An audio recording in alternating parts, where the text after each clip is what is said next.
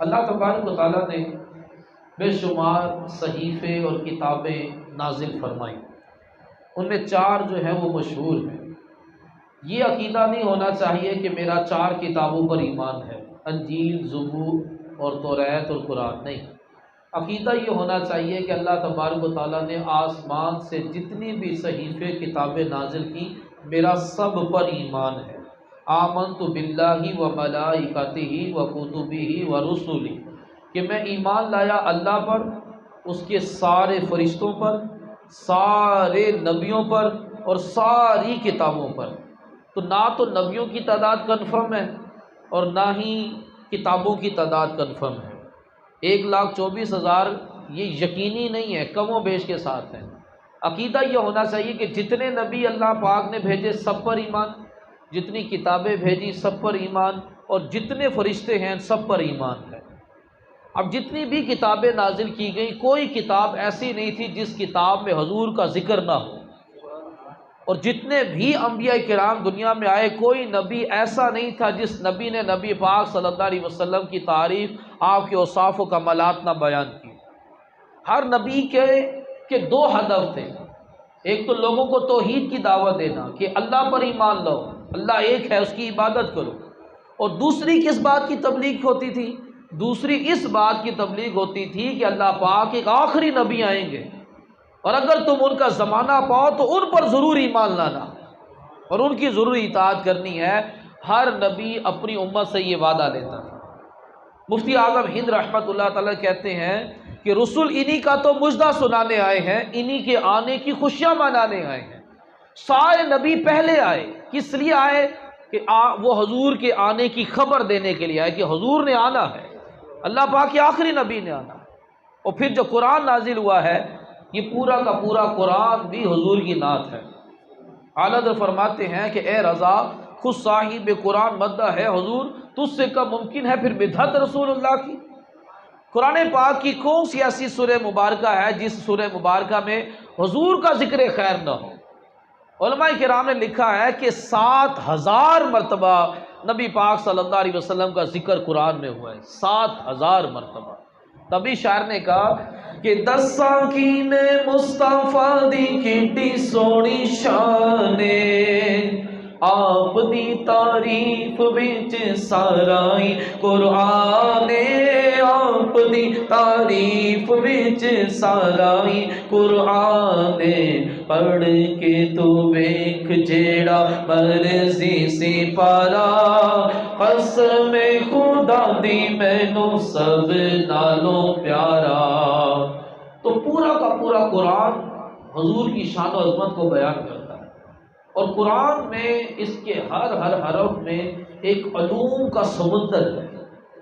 مولا علی رضی اللہ تعالیٰ عنہ کہتے ہیں اگر میں سورۃ الفاتحہ کی تفسیر لکھنے بیٹھوں تو 70 اونٹ بھر جائیں، 70 اونٹوں پر وہ کتابیں رجسٹر لادے جائیں صرف سورہ فاتحہ کی تفسیر کے اندر۔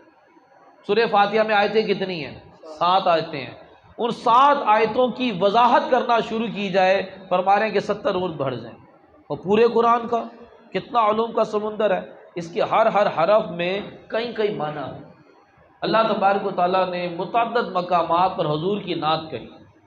ایک جگہ ارشاد فرمایا کہ وَمَا أَرْسَلْنَاكَ إِلَّا رَحْمَةً لِّلْعَالَمِينَ، محبوب ہم نے آپ کو سارے جہان کے لیے رحمت بنا کر بھیجا۔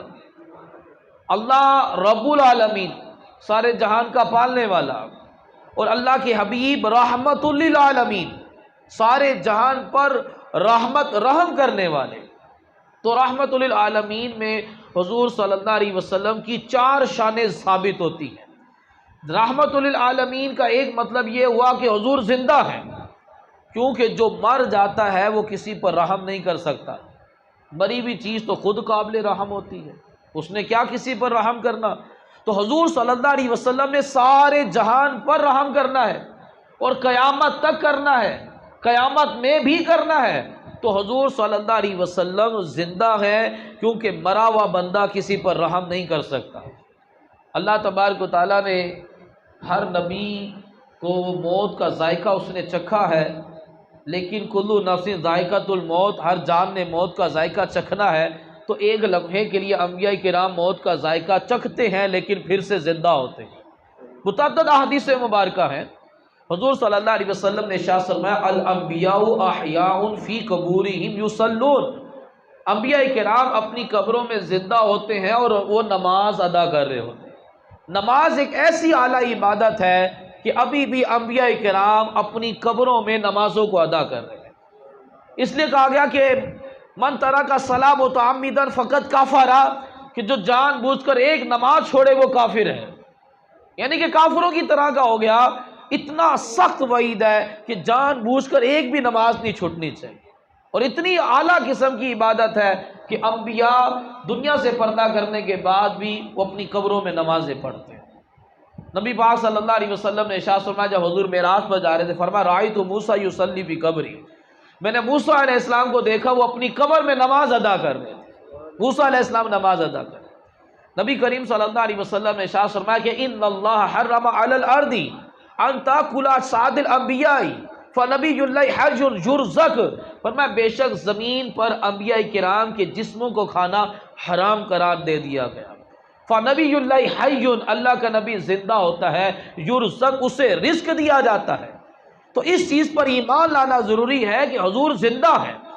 اعلیٰ حضرت فرماتے تو زندہ ہے واللہ، تو زندہ ہے واللہ، میری چشم عالم سے چھپ جانے والے۔ اگر حضور صلی اللہ علیہ وسلم کو زندہ نہ مانا جائے تو پھر رحمت للعالمین کا معنی ہی کچھ نہیں بنتا۔ تو پہلا معنی یہ بنا کہ نبی پاک صلی اللہ تعالی علیہ وسلم زندہ ہے۔ دوسرا معنی اس کا یہ بنتا ہے کہ حضور سارے جہان کے لیے رحمت للعالمین ہے نا، تو حضور سارے جہان کو دیکھتے ہیں، سارے جہان کا علوم حضور صلی اللہ علیہ وسلم کے پاس ہے۔ نبی کریم صلی اللہ تعالی علیہ وسلم نے ارشاد فرمایا میں اس پوری کائنات کو ایسے دیکھتا ہوں جیسے میں اپنی ہتھیلی کو دیکھتا ہوں۔ دیکھیں نا، اگر آپ نے کسی پر رحم کرنا ہے پہلے آپ کو علم ہوگا تو آپ اس پر رحم کریں گے نا۔ جب آپ کو معلوم ہی نہیں ہے کہ فلاں علاقے میں بھی سیلاب زدگان والے ہیں تو آپ ان کے اوپر رحم کیسے کریں گے؟ آپ کو پتہ چلے گا تو آپ ان کی کچھ مدد کر سکو گے نا۔ تو علم ہونا پہلے ضروری ہے، اس کا جاننا ضروری ہے۔ تو نبی پاک صلی اللہ علیہ وسلم کے پاس سارے جہان کا علوم ہے، حضور پوری کائنات کو دیکھتے ہیں، ہر اپنے امتی کو جانتے ہیں، پہچانتے ہیں، کائنات کا کوئی ذرہ حضور سے پوشیدہ نہیں ہے، اور یہ طاقت اللہ نے اپنے حبیب کو عطا کی ہے، کیونکہ اللہ نے رحمت للعالمین بنایا ہے۔ اعلیٰ حضرت فرماتے ہیں سر عرش پر ہے تیری گزر، دل فرش پر ہے تیری نظر، ملکوت و ملک میں کوئی شے نہیں وہ جو تجھ پر آیا نہیں، کہ کائنات کا کون سا ایسا ذرہ ہے جو حضور سے پوشیدہ ہو؟ حضور سب جانتے ہیں۔ حضور فرماتے ہیں میں اس پتھر کو بھی جانتا ہوں جو میری بعثت سے پہلے مجھ پر سلام پڑھا کرتا تھا، فرمایا میں اس پتھر کو بھی جانتا ہوں۔ کس چیز کو حضور نہیں جانتے؟ تیسرا معنی اس کا یہ ہے کہ جو رحمت للعالمین ہے ان کو سارے جہان کے لیے رحمت للعالمین ہے، سارے جہان میں جاننے کی طاقت بھی ہونی چاہیے۔ لیکن چلیں آپ کو پتہ چل گیا کہ فلاں علاقے میں سیلاب زدگان ہیں، نہ تو وہاں بائی روڈ جا سکتے ہیں آپ، نہ تو آپ وہاں کشتی کے ذریعے جا سکتے ہیں کیونکہ درمیان میں کوئی پہاڑ وغیرہ ہیں، ہاں ہیلی کاپٹر کے ذریعے آپ جا سکتے ہیں، ہیلی کاپٹر آپ کے پاس ہے نہیں۔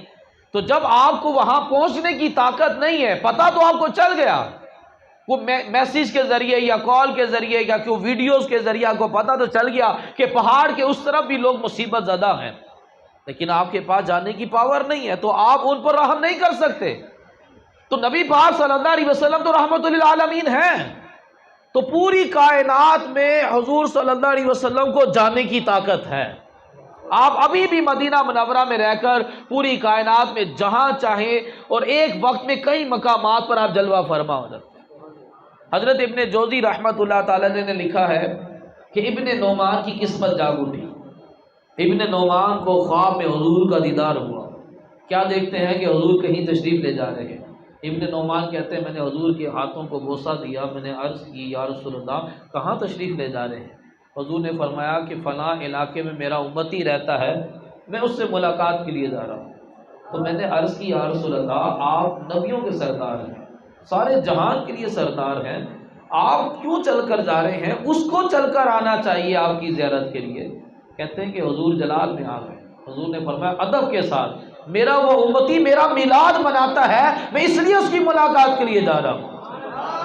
کہتے میں نے اپنے آپ کو سنبھالا اور میں نے عرض کی یا رسول اللہ صلی اللہ علیہ وسلم، جو آپ کا میلاد مناتا ہے آپ اس سے خوش ہوتے ہیں؟ حضور نے فرمایا جو ہم سے خوش ہوتا ہے ہم اس سے خوش ہوتے ہیں۔ اللہ اکبر، یا رسول اللہ، یا علی، زندہ باد، مرحبا مرحبا مرحبا مرحبا، یا رسول یا رسول اللہ۔ سنا ہے آپ ہر عاشق کے گھر تشریف لاتے ہیں، میرے گھر میں بھی ہو جائے چراغاں یا رسول اللہ۔ تو جس گھر میں حضور کا میلاد بڑے ذوق شوق کے ساتھ، ادب کے ساتھ، اخلاص کے ساتھ منایا جاتا ہے، حضور تشریف لاتے ہیں۔ تو رحمت للعالمین کا تیسرا معنی یہ ہوا کہ حضور صلی اللہ علیہ وسلم کو سارے جہان میں جانے کی طاقت ہے۔ چوتھا مطلب یہ ہوا کہ حضور دافع بلا ہیں۔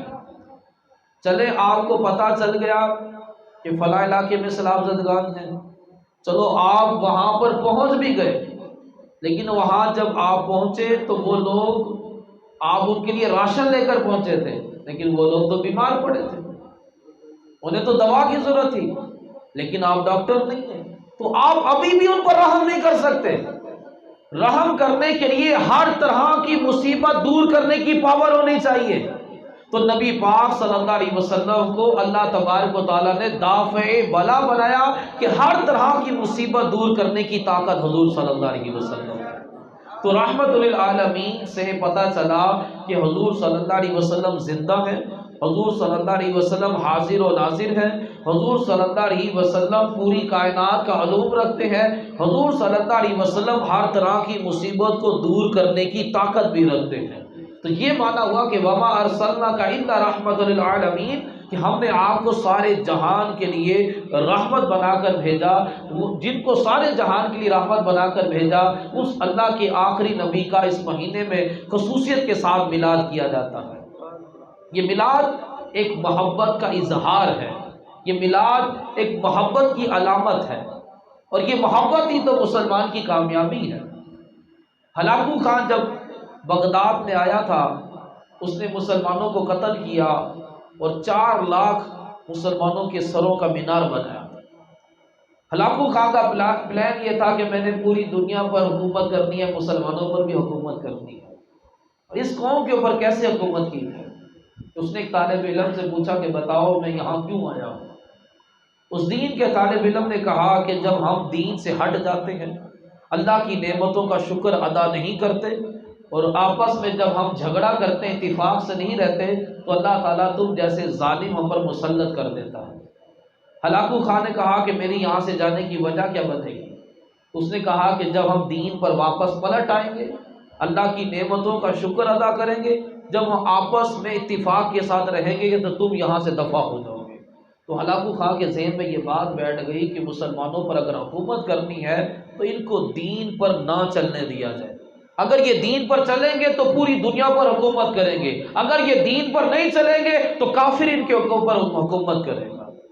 ہلاکو خان کی بیٹی نے بزرگ سے کہا کہ تمہارے رب نے تمہیں چھوڑ دیا، ہمارے رب نے ہماری مدد کی اور ہمیں تم پر غلبہ عطا کیا۔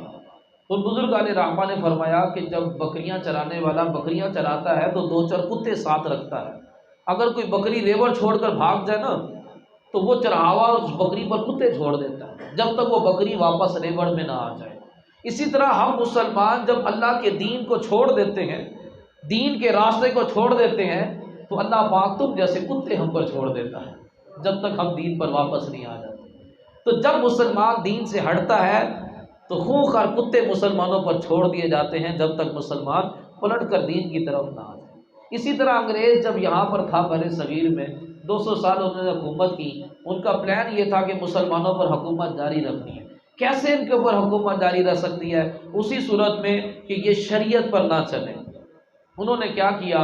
انہوں نے 2 نمبر مولوی خریدے اور اس طرح کے فتوے جاری کرنا شروع کیے کہ لوگ دین سے ہٹنا شروع ہو جائیں، نبی علیہ السلام کا میلاد نہ منایا جائے، کیونکہ میلاد منانے سے محبت بڑھتی ہے۔ خاموش ہو کر بیٹھو، آپ دونوں آگے ہو جاؤ، ایوب تم بھی آگے جاؤ۔ فرمایا کہ محبت رسول عشق رسول جو ہے جب دل میں آتی ہے تو بندہ شریعت و سنت کا پابند بنتا ہے۔ حضور کا میلاد نہ منایا جائے کہ میلاد مصطفیٰ سے عشق رسول کی شمع روشن ہوتی ہے، محبت رسول بڑھتی ہے۔ تو انہوں نے فتویٰ جاری کر دیا کہ حضور کا میلاد منانا شرک ہے، بدعت ہے۔ اعلیٰ حضرت نے فرمایا کہ رہے گا یوں ہی ان کا چرچا رہے گا، پڑے خاک ہو جائیں جل جانے والے، اور حشر تک ڈالیں گے ہم پیدائش مولا کی دھوم، مثل فارس نجد کے کلوے گراتے جائیں گے، خاک ہو جائیں عدو جل کر مگر ہم تو رضا، دم میں جب تک دم ہے ذکر ان کا مناتے جائیں گے۔ حضور کا میلاد کوئی عام چیز تو نہیں ہے۔ امام جلال الدین سیوطی شافعی رحمۃ اللہ تعالی علیہ اتنے بڑے عالم دین، انہوں نے جاگتی آنکھوں سے 72 مرتبہ حضور کا دیدار کیا، 72 مرتبہ باقاعدہ حضور کے سامنے بیٹھ کر حدیثیں سیکھی ہیں انہوں نے۔ یہ لکھتے ہیں کہ جس گھر میں حضور کا میلاد ہوتا ہے اس گھر کو فرشتے رحمت کے پروں سے ڈھانپ لیتے ہیں۔ محفل والوں کے لیے فرشتے رحمت کی دعا کرتے ہیں اور جنت کی دعا کرتے ہیں۔ جس گھر میں حضور کا میلاد ہوگا فرماتا کہ وہ گھر نہ ڈوبے گا، نہ وہ گھر جلے گا، اور نہ ہی اس گھر کے اندر نظر بد اور جادو ٹونا نصیب ہوگا۔ فرمایا جس گھر میں حضور کا میلاد ہوگا، امام کسلانی نے لکھا کہ 1 سال تک امن و امان رہے گا۔ جس گھر میں میلاد ہوتا وہ گھر ڈوب نہیں سکتا، جس گھر میں میلاد ہوتا وہ جل نہیں سکتا، جس گھر میں میلاد ہوگا اس گھر میں وبا داخل نہیں ہو سکتی۔ لکھا کہ اور بہت ساری آفات و بلیات سے وہ گھر محفوظ ہو جائے گا۔ جنید بغدادی رحمۃ اللہ تعالی نے لکھا کہ محفل میلاد میں آنے والوں کا ایمان مضبوط ہوگا۔ سری سکتی رحمۃ اللہ تعالی نے لکھا کہ میلاد منانے والے جنت میں حضور کے ساتھ جائیں گے۔ کہتے کیوں؟ کہتے محفل میلاد خاص حضور کی محبت کے لیے سجائی جاتی ہے، اور حضور کا فرمان ہے کہ من احبنی کان معی فی الجنہ، کہ جس نے مجھ سے محبت کی وہ میرے ساتھ جنت کے اندر داخل ہوگا۔ پھر سری سکتی رحمۃ اللہ تعالی نے لکھا اگر تمہارا کوئی جائز مقصد پورا نہ ہو رہا ہو حضور کا میلاد کرو، مقصد پورا ہو جائے گا، دلی مراد پوری ہو جائے گی۔ ہماری فیملی میں ایک کی خواہش تھی کہ میرے ہاں بیٹا ہو جائے، بیٹیاں تھی بیٹا نہیں تھا۔ یہ یاد رکھیے گا کہ بیٹی پیدا ہونے پر افسوس کرنا کافروں کا طریقہ ہے، اور جس عورت کے ہاں پہلی بیٹی پیدا ہو حدیث میں ہے کہ وہ عورت برکت والی ہے، اور جس کے ہاں بیٹی پیدا ہو وہ اس کی پرورش کرے، تربیت کرے، اس کا نکاح کر دے تو حضور نے فرمایا وہ میرے ساتھ جنت کے اندر داخل ہوگا۔ تو بیٹی پیدا ہونے پر افسوس نہیں کرنا چاہیے، بہرحال بیٹے کی خواہش کرنا جائز ہے۔ تو انہوں نے حضور کا میلاد کیا تو اسی سال اللہ نے کرم کیا، ان کو بیٹا عطا کر دیا۔ سری سختی رحمت اللہ تعالی نے لکھا کہ جائز مقصد کے لیے حضور کا میلاد کرو گے اللہ تبارک و تعالیٰ تمہاری مراد پوری کر دے گا۔ تو یہ انگریزوں کی سازش تھی کہ حضور کا میلاد نہ ہو، لیکن اپنی سازش میں ناکام رہے۔ پوری دنیا میں حضور کا میلاد ہو رہا ہے، پوری دنیا میں۔ آپ تو اب تو نیٹ پہ سرچ کر کے اب تو دنیا گلوبل ویلیج بن گئی ہے۔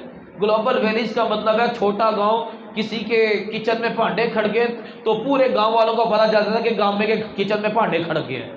تو اب دنیا کا بھی یہی حال ہو گیا ہے، آپ دنیا کا کوئی کونے کی خبر حاصل کرنا کوئی مشکل چیز نہیں ہے۔ اب آپ دیکھ سکتے ہیں کہ پوری دنیا کے اندر سرکار صلی اللہ علیہ وسلم کا میلاد منایا جا رہا ہے، صرف پاکستان کے اندر نہیں، صرف بریلوی ہی نہیں بلکہ جو بھی عاشق رسول مسلمان ہے وہ حضور کا میلاد منا رہا ہے۔ انگریزوں نے ایک فتویٰ مولویوں کے ذریعے لکھوایا، 2 نمبر مولویوں کے ذریعے، کہ چہرے پر داڑھی رکھ لو تو ثواب ہے، نہ رکھو تو کوئی گناہ نہیں۔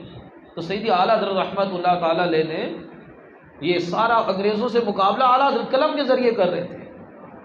آپ نے لکھی کتاب، اس کے اندر 18 قرآنی آیتیں، 72 احادیث مبارکہ اور 60 بزرگان دین کے اقوال سے ثابت کیا کہ چہرے پر داڑھی رکھنا سنت واجبہ ہے، اگر نہیں رکھیں گے تو گناہ گار ہوں گے۔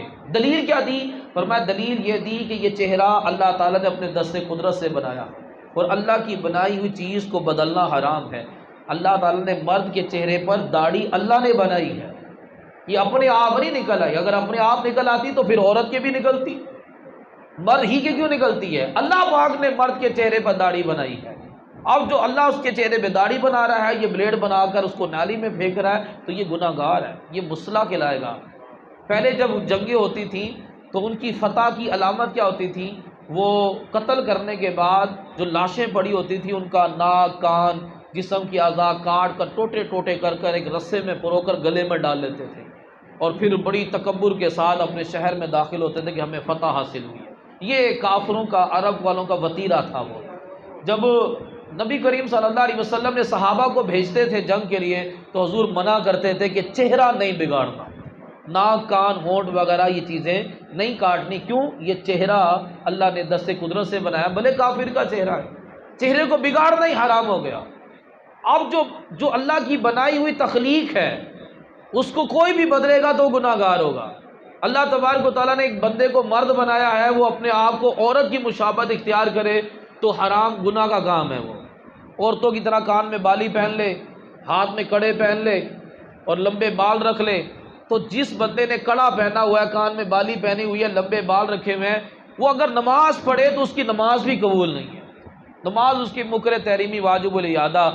ایک عموماً ہوتا ہے کہ عید والے دن یا شادی کے موقع پر کوئی چیچی انگلی پر مہندی لگا لیتا ہے یا تھوڑی بہت مہندی لگا لیتے ہیں شادی پر. ایک شخص کو حضور نے مہندی لگے ہوئے دیکھا، فرمایا اس کو مدینے سے باہر نکال دو. بالکل برداشت نہیں کیا. یہ مرد ہے، مرد ہو کر مہندی کیوں لگا رہا؟ مہندی لگانا تو عورتوں کا کام ہے. فرمایا اس کو مدینے سے باہر نکال دو. تو عورت اگر مردوں کی مشابہت اختیار کرے تو جنت کی خوشبو بھی نہ پائے. اس لیے علماء نے کہا کہ واش روم میں آپ 2 چپلیں رکھیں، ایک جینٹس کی رکھیں، ایک لیڈیز کی رکھیں. عورت مردوں والی چپل نہیں پہن سکتی، مرد عورتوں والی چپل نہیں پہن سکتا. مرد کا عورت والی چپل پہننا حرام اور عورت کا مردوں والی چپل پہننا حرام ہے. وہ مردوں کی طرح جوگر اور مردوں کی طرح کا لباس اور مردوں کی طرح بالوں کی کٹنگ نہیں کروا سکتی کہ اللہ پاک نے اس کو عورت بنایا ہے، وہ مردوں کی مشابہت اختیار کر رہی ہے. اب اس سے آپ اندازہ لگا لیں کہ ایک مرد معمولی سی عورت کی مشابہت اختیار کرے تو حرام، تو جو ٹرانسجینڈر کی طرح پورا ہی اپنے آپ کو عورت ہی میں تبدیل کر لے اپنے آپ کو، تو یہ کتنا بڑا گناہ کا کام ہوگا. ٹرانسجینڈر کا مطلب یہ ہے کہ ایک مرد نادرا کے آفس جائے گا، وہ کہے گا کہ میرے آئی ڈی کارڈ پہ جو میل لکھا ہوا ہے اس کو کاٹ کر فیمیل کر دو، یعنی کہ مجھے لڑکی والا آئی ڈی کارڈ بنا دو. اب نادرا والے بغیر کسی میڈیکلی رپورٹ کے اس کو لڑکی والا آئی ڈی کارڈ بنا کر دیں گے. اب اس کو لڑکی والا آئی ڈی کارڈ بنا دیا، اب یہ لڑکیوں والے لباس پہن کر اپنے آپ کو عورت کی طرح زندگی گزارے گا. لیڈیز سوئمنگ پول ہوتے ہیں جہاں مرد نہیں جا سکتے لیکن یہ جائے گا، لیڈیز جم ہوتے ہیں جہاں مرد نہیں جا سکتے لیکن یہ جائے گا. اب یہ لیڈیز بن گیا، مرد کے ساتھ شادی کرے گا، حقیقت میں تو یہ مرد ہی ہے. تو مرد کے ساتھ کے جسمانی تعلقات لواطت نہیں ہوئے تو اور کیا ہوئے؟ یعنی کہ سمجھ لو یہ بل یہ پاس ہو رہا ہے کہ یا اللہ سیلاب والا عذاب تو آ گیا لیکن قوم لوط پر جو پتھروں والا عذاب آیا تھا اب وہ عذاب نازل کر. یہ بل وہ عذاب نازل کرنے والی دعوت دی جا رہی ہے. اب لڑکی جا کر نادرا سے مردوں والا آئی ڈی کارڈ بنا لے گی. اب مردوں والا آئی ڈی کارڈ بنا کر کہے گی مجھے جائیداد میں مرد والا حصہ دو. چلو اب دو مرد والا حصہ، اس نے مرد والا آئی ڈی کارڈ بنایا ہوا ہے. تو کتنی اس کے اندر خباثتیں ہیں. ٹرانسجینڈر بنی اسرائیل میں بھی ایک شخص تھا، نسوحا اس کا نام تھا. اس کی خد و خال جو تھی نا وہ عورت کی طرح کی تھی. اس نے کہا تھوڑا بہت میں عورت کی طرح ملتا جلتا تو ہوں، کیوں نہ اس کا فائدہ اٹھایا جائے. اس نے لڑکیوں والے کپڑے پہن لیے، لمبے بال رکھ لیے، اب پورا وہ لڑکی لگے. تھا تو یہ مرد. اب یہ لڑکیوں والے کپڑے پہن کر لمبے بال رکھ کر یہ لڑکیوں کے حمام میں گھس گیا، جا کر جنسی تسکین اپنی حاصل کرتا تھا. اس نے وہاں پر عورتوں کے مساج کرنا شروع کر دیے. لیکن اندر ایک ضمیر ہوتا ہے جو بندے کو ملامت کرتا ہے کہ میں غلط کر رہا ہوں، میں گناہ کر رہا ہوں. گناہ کیا ہے؟ سب سے بڑا مفتی بندے کے سینے میں ہے. حضور کی بارگاہ میں صحابی نے عرض کی یا رسول اللہ کیسے پتا چلے گا یہ گناہ ہے؟ فرمایا جو کام تیرے دل میں کھٹکے سمجھ لے وہ گناہ ہے.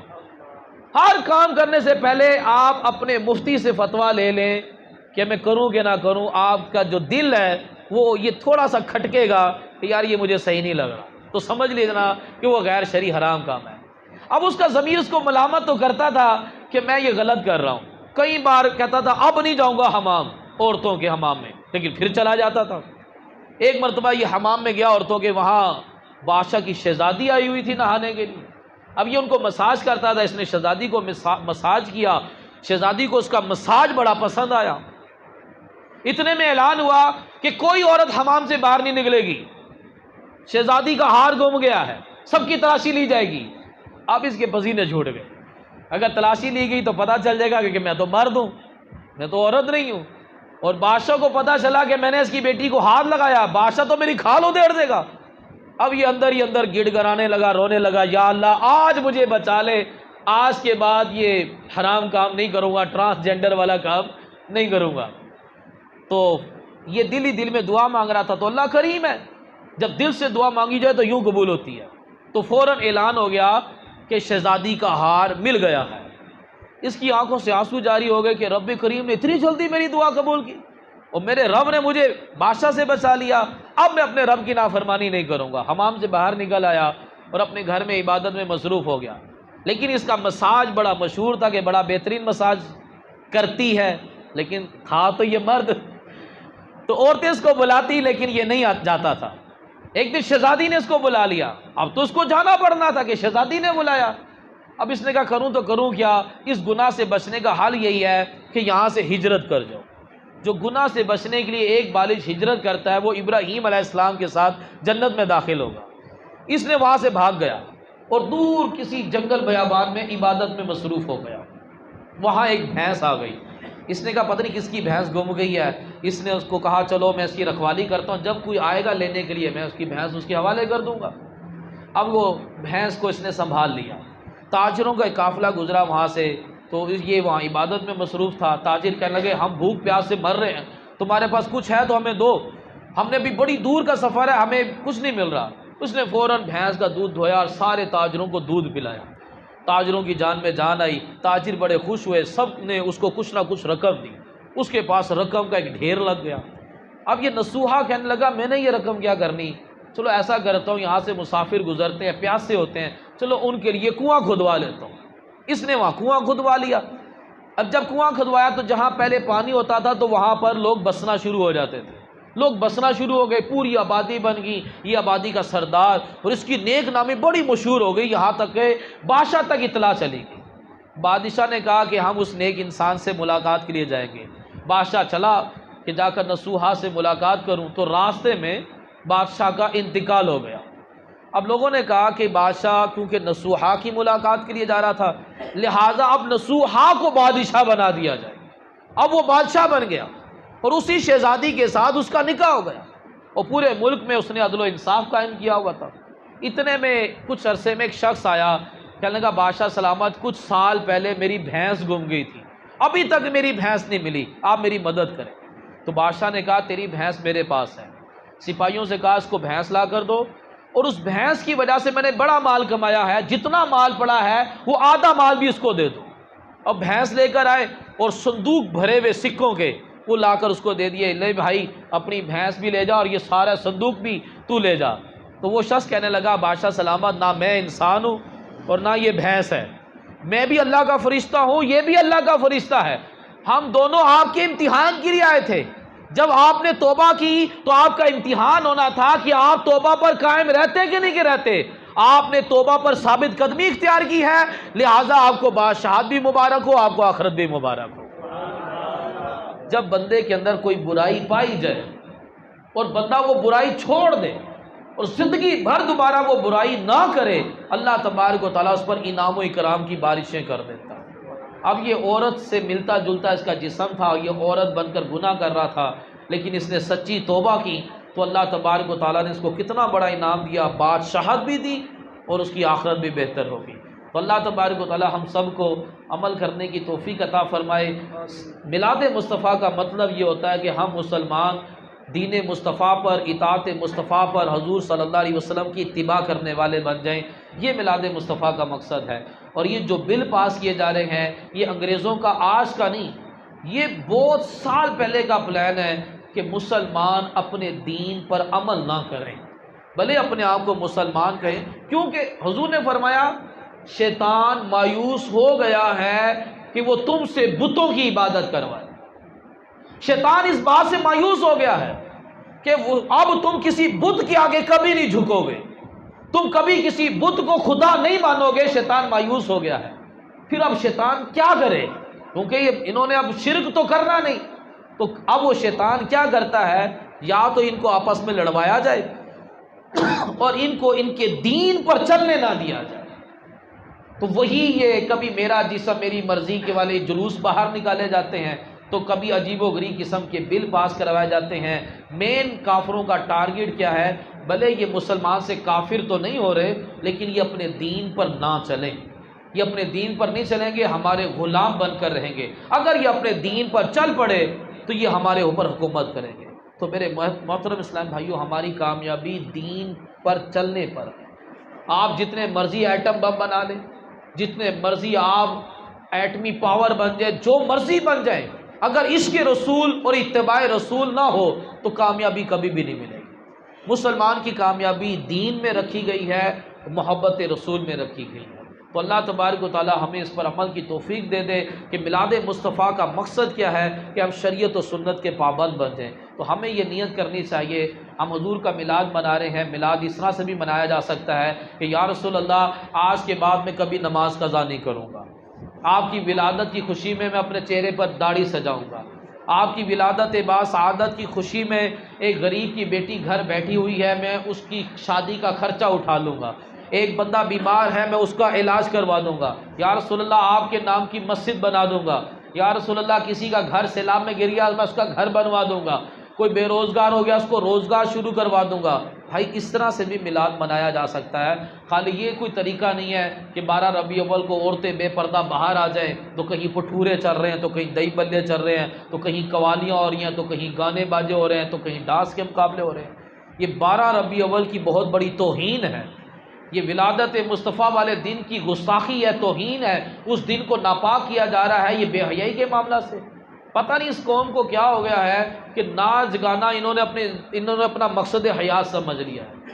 بچہ پیدا ہو ناچ گانا، سالگرہ ہو ناچ گانا، منگنی ہو ناچ گانا، 12 ربیع الاول ہو ناچ گانا، عید الفطر ہو ناچ گانا، عید الاضحیٰ ہو ناچ گانا، ہر موقع پہ ناچ گانا کرنا۔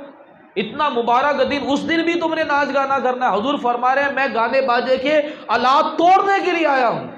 وہ 12 ربیع الاول والے دن بڑے بڑے ڈیک لگا کر گانے چلا کر تو کوئی گرین ٹی کا لنگر چلا رہا ہے، تو کوئی پٹھورے چلا رہا ہے، وہ سمجھ رہا ہے میں بڑا ثواب کا کام کر رہا ہوں۔ یہ ثواب نہیں ہے، یہ نفسانی خواہش ہے، تم اپنی نفسانی خواہش پر عمل کر رہے ہو۔ اور یہ بھی کوئی طریقہ نہیں ہے کہ آپ اتنا بڑا ماڈل بنائے اور لوگوں کی گزرنے کی راستے کو بند کر دیں۔ نبی پاک صلی اللہ علیہ وسلم کی تعلیم تو یہ ہے کہ آپ چلنے والوں کے لیے راستہ کشادہ کرو، پتھر پڑا ہوا ہے تو سائڈ پہ کرو، اللہ تمہیں بخش دے گا۔ یہ تو کوئی طریقہ نہیں ہے کہ آپ حضور کی جشن ولادت اس طرح سے منا رہے ہیں کہ آپ نے لوگوں کے لیے چلنا دشوار کر دیا، یہ تو کوئی طریقہ نہیں۔